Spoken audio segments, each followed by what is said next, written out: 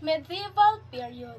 Roman Empire fell in 476. So during medieval period or during that period, ang Roman Empire ay bumagsak, in keeping almost disappear except for local taverns and few inns, which were scattered throughout Europe throughout that period. Kaya sa pagbagsak ng Roman Empire, ang Roman Catholic ang pumalit sa kanilang trabaho, which is ang kanilang trabaho na yon ay ang pagpapakain at pagpapabahay sa mga travelers, both for religious and lay people. So the monastery of the church were sufficient enterprises. Kaya ang ginawa ng mga member ng churches ay nagtanim sila ng gulay at damo, nag-alaga sila ng hayop para sa karne, at nagtanim sila ng grapes para sa alak. Most famous of those monastery shelters was the Hospice of Saint Bernard. This is located in Alps with 8,110 feet above sea level, and the travelers at that time were not charged for lodging. So, napakaswerte ng mga travelers that time dahil hindi sila siningil sa bayad ng lodging. Those who were able to pay were expected to give just donation. So, in Europe, sa Europe naman, we have Charlie Main. He established rest houses for pilgrims, those who travel for religious purposes. So ang purpose ni Charlemagne dito ay to protect the pilgrims and provide hospitality on their rounds. And he is a king of Roman Empire at that time. Medieval guilds and church helped open houses for pilgrims but became a burden eventually. So, medieval guilds helped open houses to receive pilgrims as well. So, they have steel yard in London operated by the Hanseatic League. They provided services to travelers. Renaissance 1350 AD to 16,000 AD.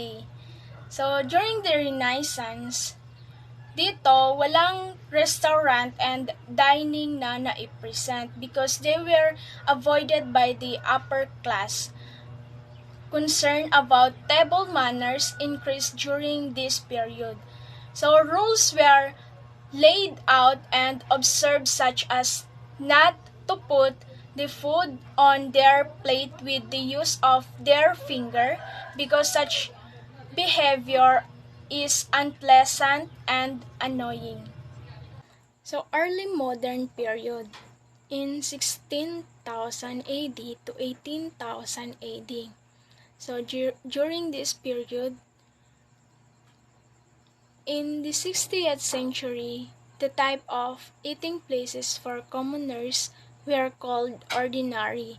So it was appeared in England, and those places were taverns that serve fixed price and fixed menu meal. So during that era, coffee and tea began to influence the culinary habits of Western Europe. So, tea developed slower than coffee as common beverage. So, this period, mas naging sikat ang coffee kesa sa tea. So, during the next century, dahil nga mas sikat na si coffee houses were built all over the Europe. Kaya sa Italy, sa Venice, ang sikat na kape ay ang Coffee Florian. It is located at Piazza San Marco. In 1652, the first English coffee house was in St. Michael's Alley. So, si St. Michael Alley is in the London. It was built in 1652.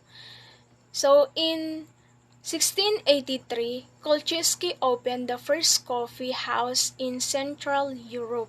It was in this coffee house that the first cup of coffee sweetened with honey and milk was served.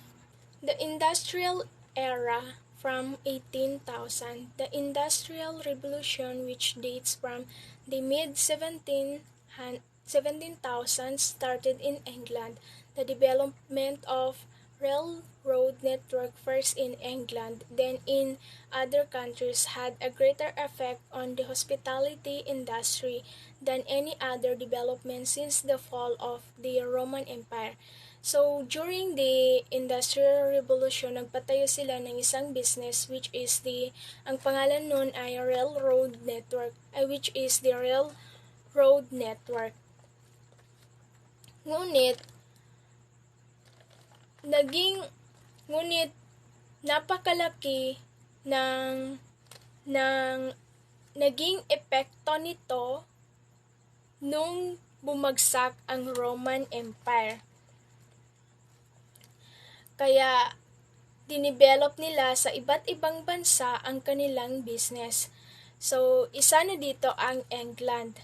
So, ang railroad network ay unang lumago sa England. Pagkatapos ay sa iba't ibang bansa.